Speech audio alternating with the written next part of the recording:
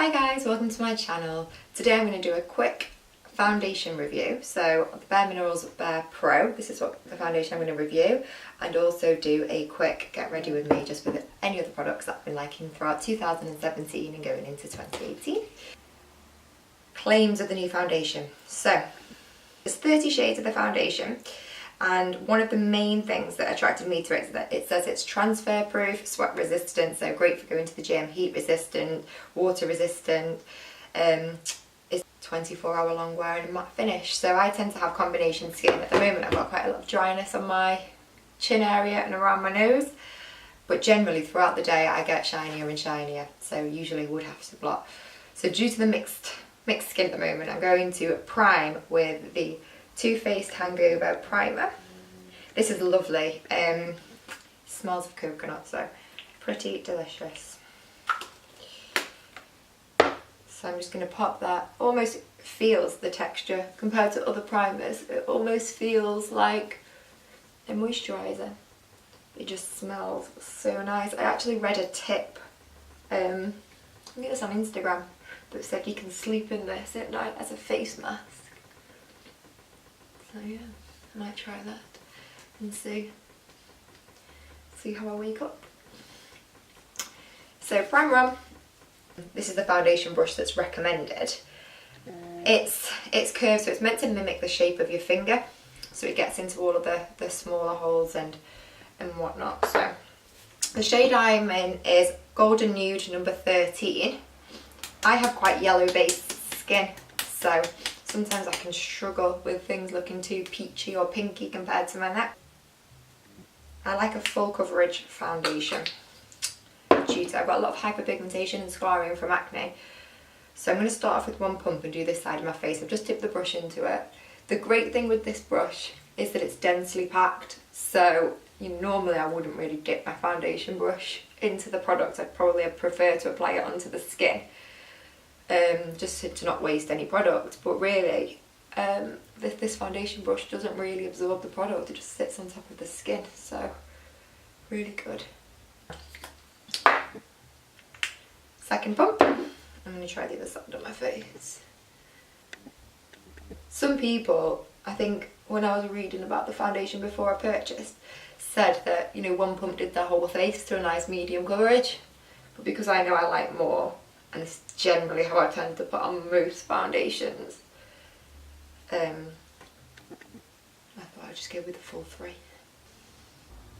The brush is nice to get around the eyebrow area. You can get really close and almost carve your brows out with it, so it's definitely a pro of the brush. So after the third pump, I'm going back in and I'm just building on the areas where I can still see a bit of scarage. As you can see, I've still got a lot of product left over. Maybe I didn't need a full 3 pumps. It's fuller coverage than I originally thought. It builds nicely as well. It doesn't go patchy, it doesn't go dry over the areas, and it's not streaky. They say you should apply this foundation like in small downward strokes, so almost like in a light stippling motion. So all blended in nicely there. While I bought the foundation, I also did decide to buy the BareMinerals Bare Skin Concealer, and I'm in shade Light here, and that actually was recommended with the Shade and Diffuse Eye Brush, which I actually love this brush. I think it's amazing. So I'm going to go in there. So again, the shade Light. And I just like to do a small upside down triangle underneath. I don't go too close to the eyeline because I like to blend up, and then you can actually just apply in any other areas. So I'll just do a tiny bit down the centre of my nose. The foundation seems to have covered everywhere else quite well. So I'll blend out firstly my nose, and you can just literally dab in with this brush. It's so easy to use. Just dabs and it just absorbs into the skin. So this concealer is actually more of a serum base. So normally I'd use Tarte Shape Tape. I have used NARS a few times, creamy concealer. But yeah, Shape Tape I'd definitely say is my go-to concealer. This feels lighter. I'd say the coverage is equally good, but again, I don't really suffer with dark circles, so not much to cover, but I do like to just make sure that the skin tone is all equal. I'm just brushing this over my lids as well to prime them for the eyeshadow.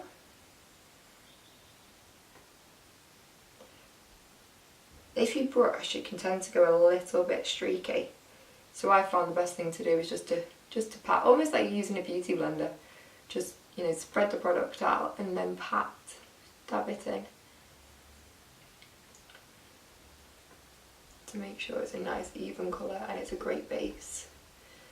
So I'd say if you have a more wrinkly under eye area or older skin or dry skin, this is really good. It's covered really, really nicely and it just feels slightly more hydrating than Shape Tape. I'm going to use these matchsticks from Fenty Beauty. I bought the trio and I think I got the shade medium, so I'm going to use Mocha. Just a dab. I tend to do it a little bit higher than my cheekbone, so when I blend out it's not too low. Until that's nicely blended in. I'll do down the centre of my nose to contour my nose.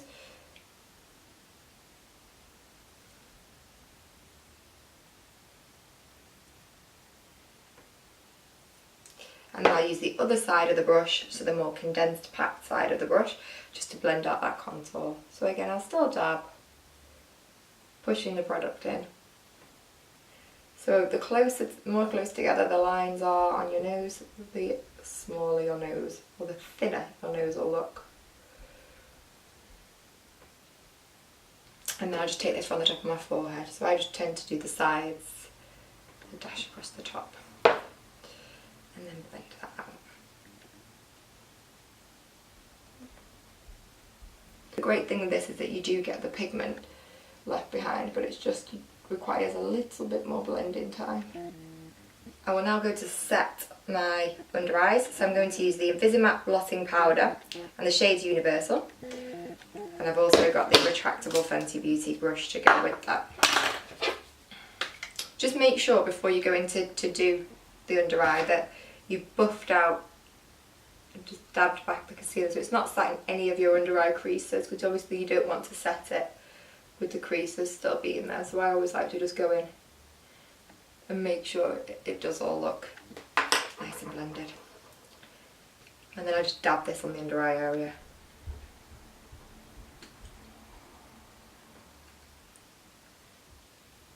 And that just sets your concealer a little bit sides. And I'll brush this just over the lid of the eye just to set that concealer we put on the top so it's nice and dry, ready for the eyeshadow. You don't want your lid to be damp at all because your eyeshadow will go patchy. I'm going to set my contour with the Park Avenue Princess Chisel palette by Tarte. This is a lovely palette. I ordered it online, delivery to the UK. And that's the shade of colours. I'm going to use Princess Cut, which is that shade there. I'm just going to carve out that contour a bit more, so just dabbing it in, forming almost a straight line and then just buffing that up and back.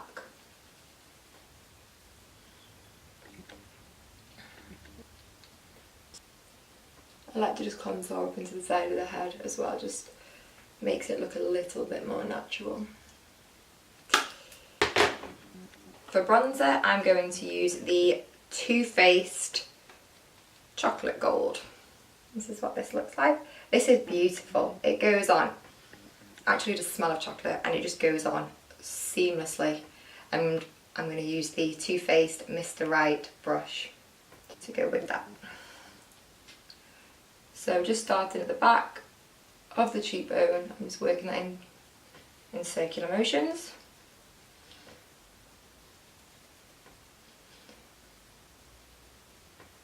I'll do the same on the other side.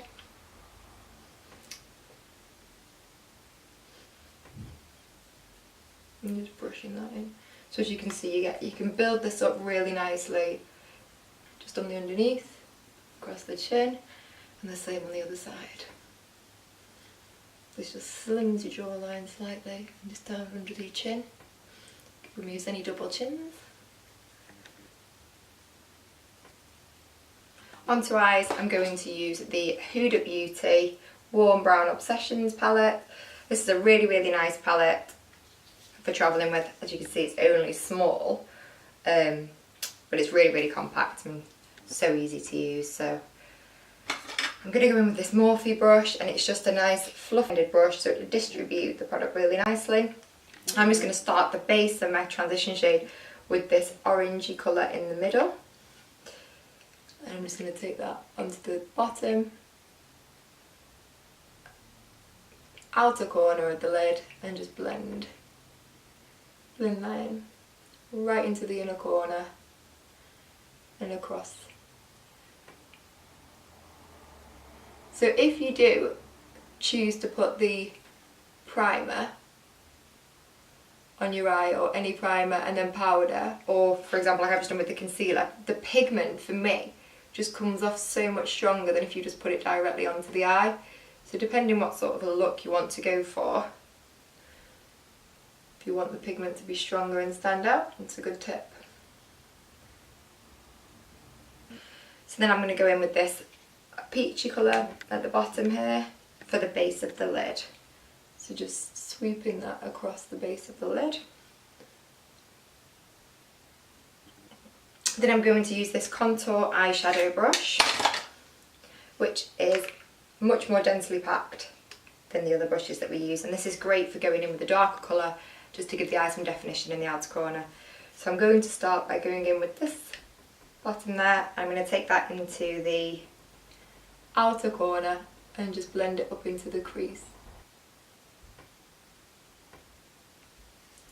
And then you can go back in again with the fluffier brush to blend that out. And then with the side of my brush, just wing that.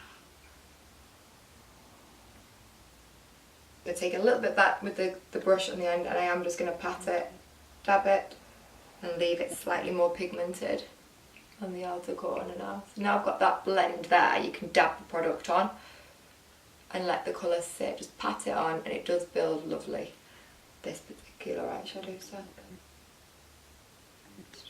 Lightly in circular motions, very, very lightly, because I don't want the product to be blended.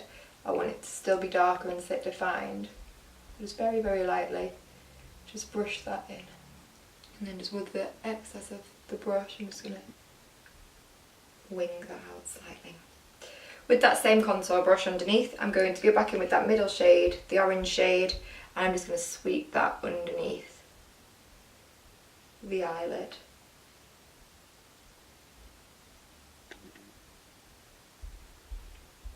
And with the darker shade, I'm just going to do the outer corner. Now that's done, I'm just going to use a highlighter tone. So I'm going to use the Laura Geller, and then this is the Baked Gelato Swirl Illuminator, and this is in Charming Pink. This is really, really lovely. I'm going to use this on a small flat brush. I'm going to dab it onto the inner corners and under my brow line. So just the inner corner of your eye. This just gives you the impression of a more open, awake eye. And do that on both sides of the eye. And with the same colour just underneath the brow bone. And this gives you a nice brow lift.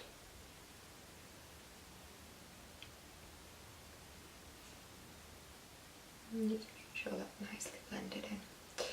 I'm also going to take a touch of this and just run it down the centre of my nose for the highlight.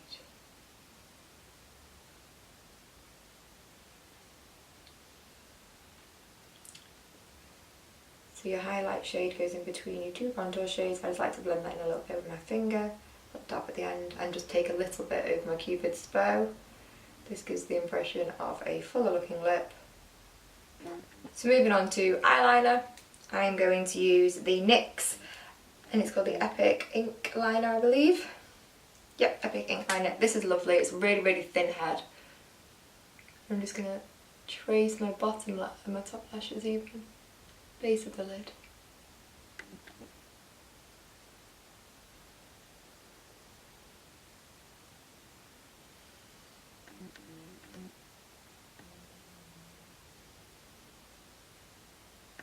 I like to use a primer, so this is the Tarte primer.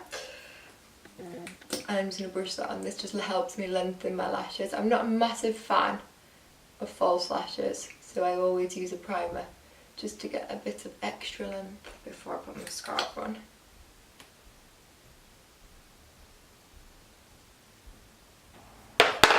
I'm going to use the Tarte Lights Camera Action Mascara.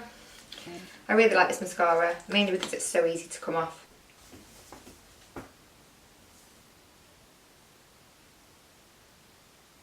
If you get any black bits of mascara on the lid, you can just use that fluffy brush again just to blend those away. On the underneath, I am going to use the same mascara, but Tarte have done a bottom lash mascara. So I'm just going to do those over my bottom lash. It's just a smaller head.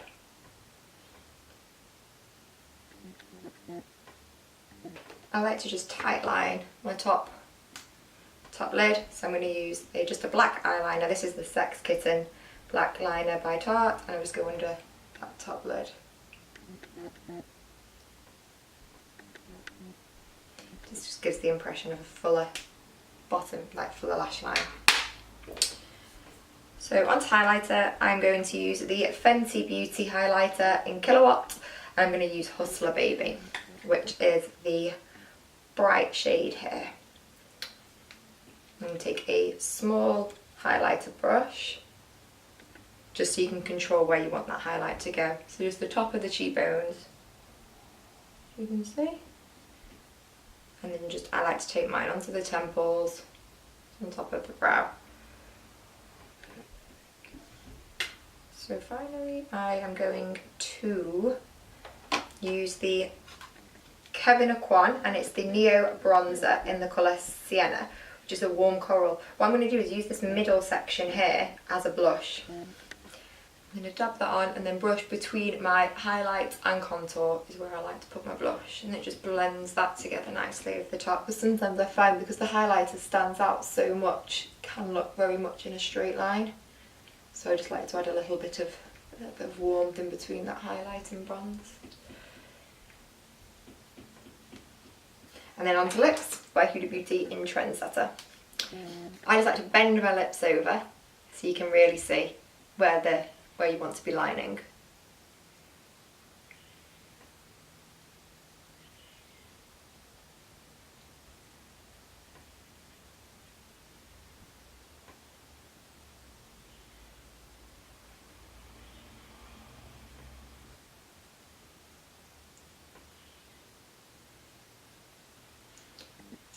And then I just like to dab that in.